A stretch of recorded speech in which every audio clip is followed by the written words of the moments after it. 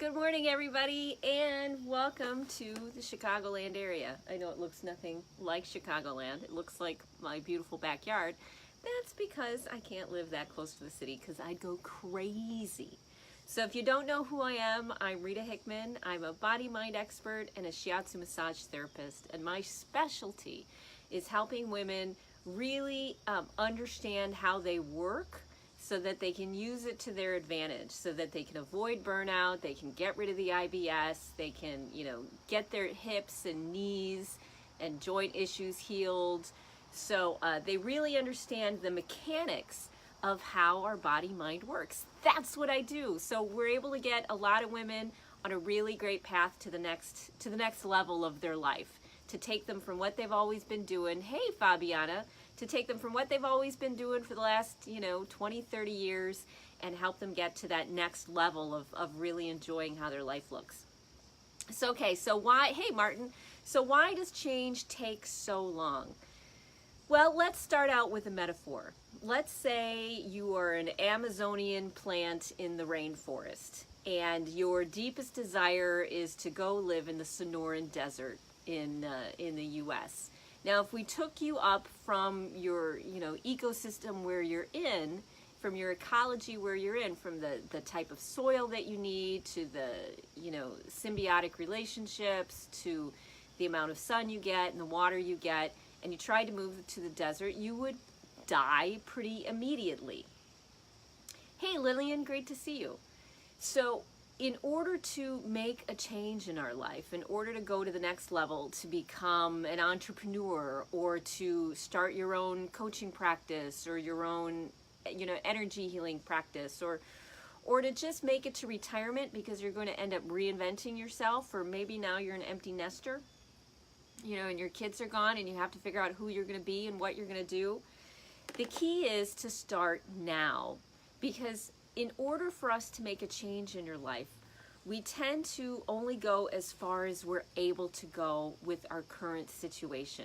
We go to the limit of what our resources and our knowledge or skills can get us. It's not a failure in you. It's not that you're lazy. It's not that you can't do it. It's that you haven't had enough of the resources and the support and putting those foundational pieces in place, so that you can really, that going to this next level ends up being like a next step. It acts as a side effect of all of the things that you put into place. Now, this is what I love about change. The change is a side effect, is a natural movement, is a no big deal when you get all of the other things in place that make you happy, healthy, grateful, satisfied, content with life.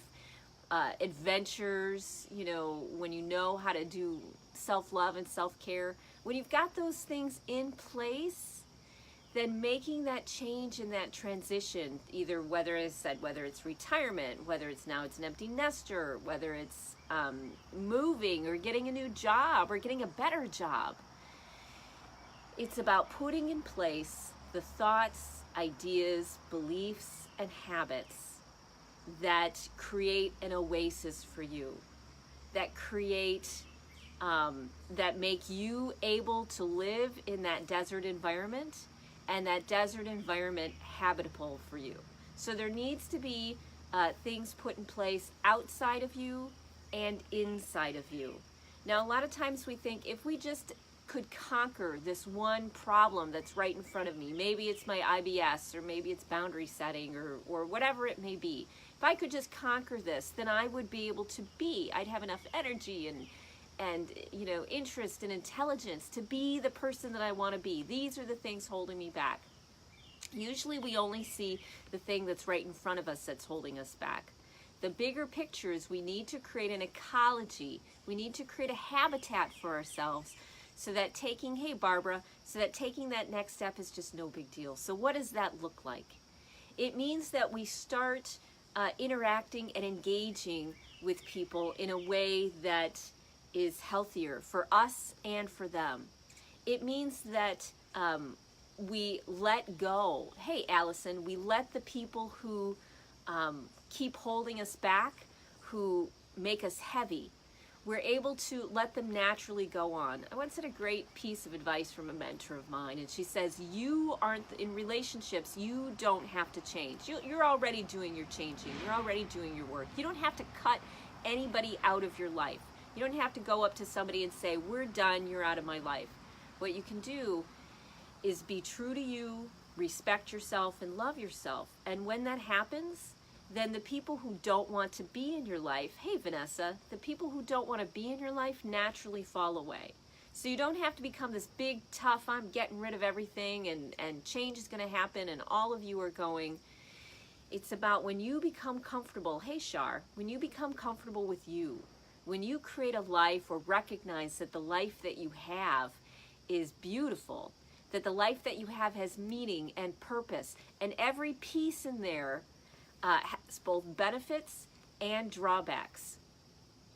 Oh, when I shift, I shed? What do I shed?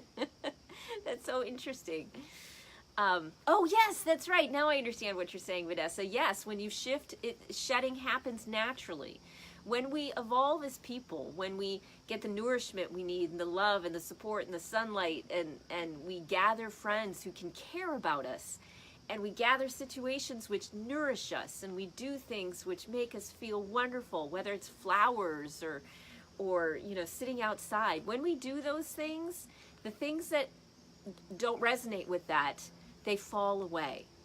So, and when those things fall away, picture it like you live in this oasis, and you're slowly moving the oasis towards your goal. You're planting seeds. We're planting seeds, we're nurturing them, we're creating that ecosystem in a new place so that when it's time to go, we're able to just take that next step, almost like a tipping point. You know, we have enough things in place that it's no big deal to move to our new environment, to move and become the person that we want. And those things that were holding us back, hey Lynn, they naturally fall away, and you don't have to hold on to them. You can give them the space to be there, and if they want to spend time with you, they will, and if they don't, they won't. And you don't have to chase after them, because you will be filled with other things which are already in place. One of the hardest things about change is that we want to bypass putting in the structures that make sure that we will be successful and survive. We want to go past all of those because we think this is going to be hard. I have to get rid of people. I have to be mean to people. I have to, you know, I have to be tough. I have to be nicer. I have to control these things. And in reality, when you create an environment for yourself that you love, when you take ownership and you choose to shape the environment that you live in and appreciate it and enjoy it and make it someplace that you really want to be, now you've got the strength and you've got the resilience and you've got the will and you've got the adventure and the curiosity to make that shift and to make that change. So, okay, here's your homework assignment for today. Today, I want you to look at a couple areas of your life that make you uncomfortable, and I want you to look at the silver lining. I want you to look at the beauty. I want you to look at the wisdom or the insight or the gift that this brings us. Hey, Ro, one of the things that we tend to do in the mystical, metaphysical field is we'll do the whole law of attraction thing, and we'll do the vision board, and if we envision it, then it will arrive. There's a piece from the Bible, which I'm not a big Bible lover, even though I was raised Catholic. That's probably why. Hey, Leah. But there's this piece in the Bible about creating the environment for yourself to thrive. You need to really create a world that you love, and look for the insight, look for the wisdom in every situation that you have. And when you love the life that you have, when you have put in all of these pieces that give you strength and love and nurturing and resilience and care and compassion, and the people who don't want to be around someone who's loving and compassionate and kind, and they fall away, now becoming that person that you want to become is so easy, because you're not fighting all the things which are holding you down. So the key to going from the Amazonian rainforest to the desert is to create an ecosystem for you to thrive. One that you're in right now for you to thrive.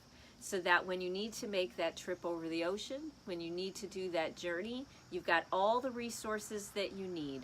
You've got all the energy and the love and the nurturing and the habits that you need in order to really get where you want to go. So, look for things in your life today and look for that silver lining and keep going deeper. Don't just go with the I'm grateful because the sun came up today. I want you to say, you know what, because I've got this issue, because I'm oversensitive or because I'm lazy or whatever it may be, these are the gifts that it brought me. You know, because I'm a pleasure seeker, I'm so totally somebody who loves how life feels. I love tastes and smells and sounds and textures, and I love that. And what that's made me, because I'm such a feeling person, is someone who's great at doing body, mind. Oh, I have the hummingbirds who are hanging around. I've gotten great at body, mind, science because I love how everything feels. So you can take your drawback, the thing that gets in your way, maybe it's your spouse or your kids or your job or whatever it may be, and when you look to see how it's benefiting you, what the gifts it's giving you in a really positive way, and you feel it, you see it, that appreciation is what gives you the resilience and the motivation and the will in order to make that change in your life.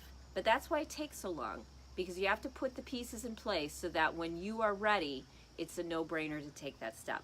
So look for a couple situations in your life today that you think are in your way and you don't like and you wish were different. And I want you to find the positive in them. I want you to really feel the gifts and the benefits and the wisdom and the insight that they've brought you. Not in a fluffy, muddy, shallow sort of way, but in a way of, you know what, if I didn't have this, I wouldn't be this person. And this person that I am has a lot of great gifts and a lot of great skills. Okay? So, like, share, comment, love, comment on other people's comments, because that's how the Facebook algorithm works. And we need to get as many people on board with understanding and valuing and loving themselves as possible. So, if you found value in this, please like, love, comment, and share. And I will see you on Monday, because today's Friday. So I hope you have a great weekend, and I'm going to have a great day myself. Bye.